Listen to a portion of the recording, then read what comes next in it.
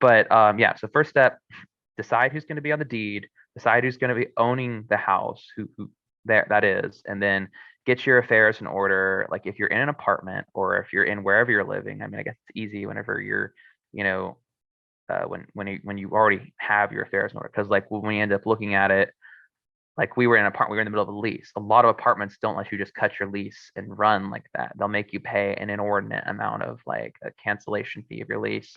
Or what we ended up doing actually, we got some friends who were going to be moving down to the area anyways, and it just worked out. They were going to be moving there that summer to start doing stuff at UAB the following fall. And so they were doing what was called a sublease or a sublet, and they were living on our lease for the rest of that year until they could renew for the next year for themselves, and then we could wash our hands of it. We never had to pay any extra money. But not all apartment complexes even let you do that.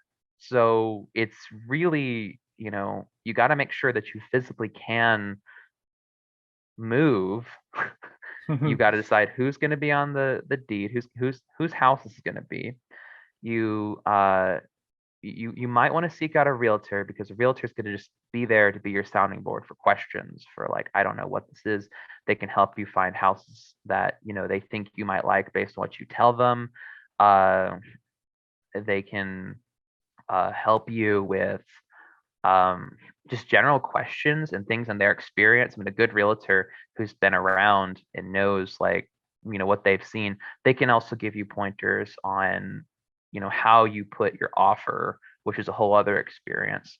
And then um you just beginning like talking to a bank for how your mortgage is going to go. Again, do not recommend Quicken Loans. Some other people might say otherwise, but I had a horrible experience with them, and I can go into that in detail if you want. But the ultimately, it's getting your money secured, your affairs secured, and determining it's just really hard. There's a lot of moving pieces. It's determining if you can really afford to do this, because um, some people will say things like, "Oh, well, on paper, this mortgage comes out to be less than my rent that I'm paying," for example. It's like, yeah, but you're gonna be paying a lot more just because you're gonna have to keep up your house. I mean, you're there's a few exceptions to that. Like if you don't have land or you don't have like much, like you live in like a townhome or something, but I mean, those are gonna have other fees. There's things like to worry about like HOAs, stuff like that. But yeah, that's how you start the process. Sorry, that was like a really long answer, but there's a lot of variability to it. So it's so if you have cash, it's easy. You don't need a realtor. If you don't have cash, like most of us, and I mean like serious cash, like being able to pay for the house on the spot. Um, for many people, typically the first step is actually, before they even consider any of that stuff, is saving.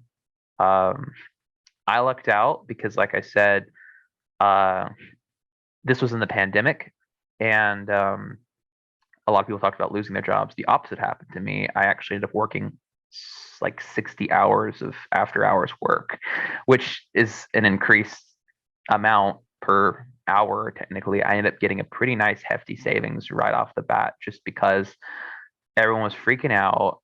This is when I was working from cloud. They wanted me to port this module into the system and make it work with their code base, and it was a whole thing. And I I got a pretty good little kickstart from that, and that's the only reason I had anything for a down payment. And that wasn't even the whole down payment, because like I said, my partner had to actually help with an additional loan, so that we were only looking at my debt to income ratio. And so that other loan could come in and supplement that, and then also help with some of our moving expenses.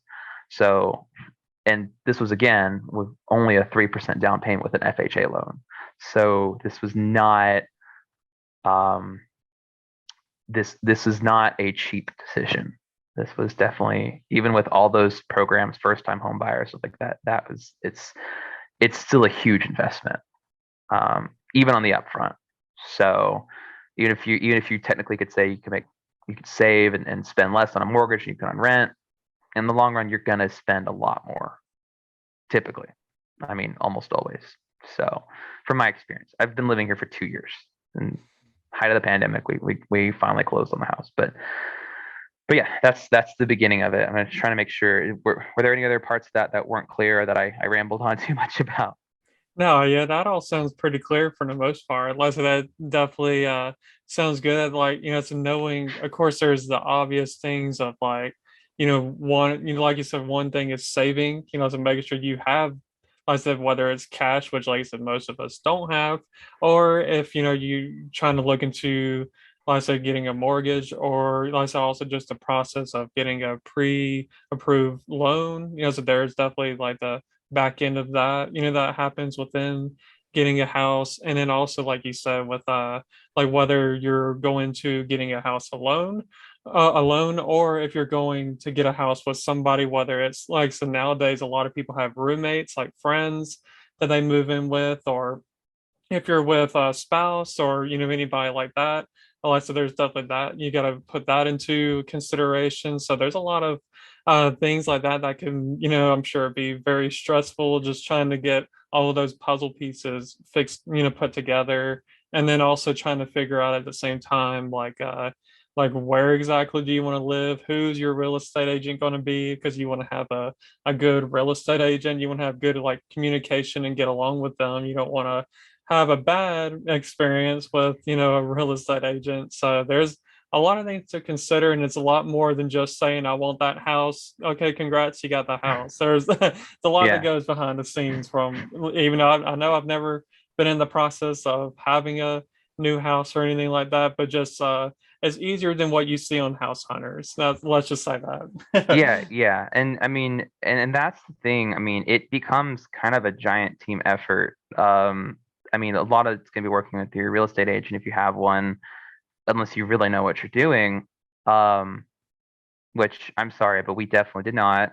Um, and when you get to the underwriting process, the pre-approval, all those things, there's whole teams that will work with you for like your bank and stuff like that. And the team that we worked with, they were phenomenal. They streamlined everything, and I don't know if we want to go into the next part once that that is on there. Once you get to that part, or if you just wanted to talk about the beginning still, like because there's it's a whole process and it takes a while.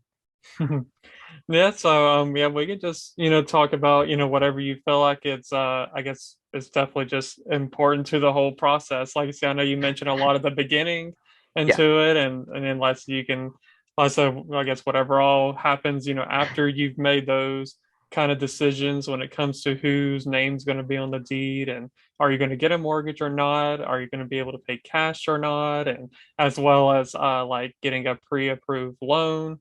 So, I guess after that, what's kind of some like next things that happen and that goes into consideration? Okay, so after that, you have so say you have your real estate agent and you have a bank picked out and you picked better than us. Um, what you'll typically do is that you'll have what's called a loan officer assigned to you for your bank, who's kind of a representative of who this is this is your point of contact for who's financing your choice to buy a home. Um, because I mean, technically speaking, even though I say like, I own a home, my name's the deed, this is my house, this is my land, this is my property. Technically speaking, the bank owns this until I finish paying off my mortgage, and then Mhm. even after that, you still have to pay city, state, and federal taxes on that. So you don't really ever actually own anything. It's kind of sad, but so uh, so you have your point of contact, your loan officer, and he'll give you this pre-approval letter that'll basically give you like a range. And it can be highly customized. Like you can say I want to be pre-approved for more. And like someone will work with you. Like Quicken Loans, they were like, no, you are approved for exactly this much, and this is the maximum amount you need. And if you want us to change the pre-approval letter, you have to go through us, and then we will change your pre-approval letter to say that you're approved for less. Because like, so if you're putting an offer down on the house, you basically submit a whole packet of information. You say like, this is my personal information, my point of contact, um, and then you submit your offer letter with that, which is basically like, hey, this is how much my bank is willing to back me to buy your house. And typically speaking, almost every time, as far as I know, a cash offer is just going to speak volumes more, because if a seller doesn't have to deal with the stress of having to wait on a bank to get done with the underwriting, um, they're not they're not going to. They're like, I don't have to worry about a contingency or a legal battle to get my money. I know that their money's right there. It speaks for itself. Um, so that's kind of something that, when you talk about like buying power, that you can oftentimes be kind of at a disadvantage as a young person, as opposed to someone who's 20 or 30 years on you. They have kids of their own, and they're really hunting for those good school zones. um, because that's a huge factor for when people are talking about where they want to live. Um, More than anything, I mean, you're practically paying for the school zone, among all the other things. But so you give them whatever version of the pre-approval letter that you want them to see. You typically don't want to show them your top dollar, because if it comes down to a bidding war, if it comes down to, okay, this versus that, I mean, ultimately the seller doesn't have to do anything. They can just decide to reject any letter they want or not. Like, they don't have to have any rhyme or reason. I mean, there was even times I got so desperate, my realtor actually recommended I submit a letter with my offer, letting them know, oh, I have plans to, give them some sappy story. Say like, this is why I want to buy your house. And really what it was is just that you just kind of, in a time like 2020, it was a seller's market. It was a very high risk time. So sellers were a lot of times, I guess, everyone wanted to jump in, especially in the summer. The summer is always a hot time for buying, because everyone wants to be settled in their new house before the school year starts. Again, those school zones. It's super important, that people get where they're supposed to be, because that they got to be there, and it's a real hassle to move in the school year. So it's oftentimes, a whole family consideration. I mean, I don't personally have kids, so it wasn't really a big deal for me, to consider that. But I know that these people that I wasn't seeing behind this veil of, okay, there's another offer there, but we're not going to tell you any details about it. They were like, I'm just imagining like this like middle-aged woman like frothing at the mouth, their cash offer. She's like, I want that school zone. Um, because that's just what it came down to. That's why we ended up making bids on 7 different houses, and all but this one got rejected. And well, we did. One of them did accept. Before we signed any paperwork, we actually backed out of it ourselves, because we did a little more research and found out that that area wasn't really a good area, as good of an area as we thought. Mm. Um, and then there were like at least a couple of honorable mentions. There was one house I really wanted because it was in Hoover, which was just close to everything, close to work, close to just, being around the mall, the shopping. Yeah, I just thought that was super cool. It was actually in the same neighborhood as one of my friends I knew who rents a house there, and I wanted to. And the house, the pictures looked really cool on Zillow, but I get there and there was like some major structural damage they had just not mentioned at all.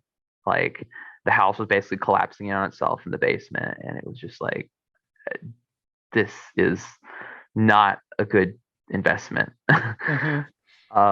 But I was really sad because I loved the area. I loved the house's layout.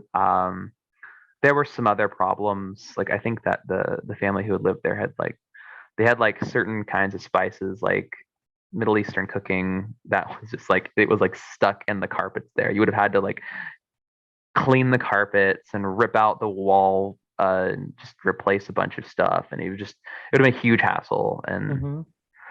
but during the pandemic, everyone was so excited about buying houses because we had historically low mortgage rates, which was why everyone was rushing to buy a house. Because, like, look, the price of real estate in Birmingham was already expected to go up before the pandemic was even mentioned.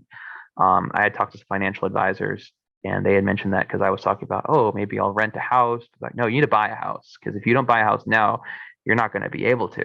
It's going to get worse. And then the pandemic happened. And then, so all these people who were kind of thinking about selling their house, like, no, I'm definitely going to sell my house. And they were taking advantage of the fact that it was such a high demand, extremely high demand because these low mortgage rates. Because I can tell you, just